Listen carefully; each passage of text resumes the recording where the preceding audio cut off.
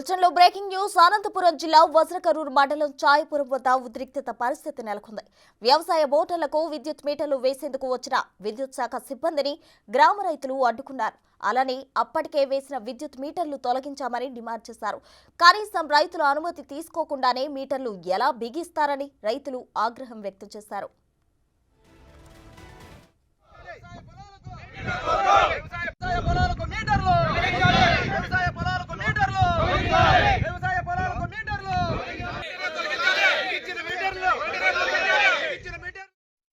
అధికారులకు ఫోన్ చేసి వెంటనే పొలాల వద్దకు తెచ్చిన విద్యుత్ మీటర్లు సామాగ్రిని విద్యుత్ మీటర్లు తొలగించి తీసుకెళ్లాలంటూ పట్టుబట్టారు.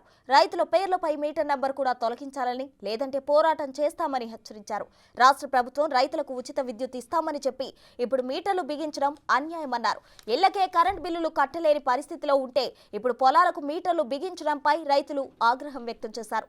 ప్రభుత్వం ఇలాంటి నిర్ణయాలు తీసుకుని రైతులను మోసం చేస్తోందని, ఇలాంటి ప్రభుత్వాలను గద్దెదించేందుకు ప్రజలు సిద్ధంగా ఉన్నారంటూ రైతులు చెబుతున్నారు.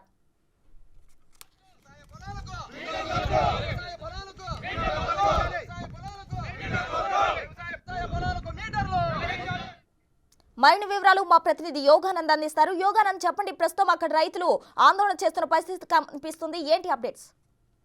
ప్రస్తుతం అనంతపురం జిల్లా ఉరవకొండ మండలం ఛాయాపురం దగ్గర విద్యుత్ నెలకొంది. కాసేపు రైతులకు మీటర్లు బిగించేందుకు విద్యుత్ అధికారులు వెళ్ళగా రైతులు వాళ్ళను పూర్తిగా అడ్డుకుని గెరావ్ చేశారు.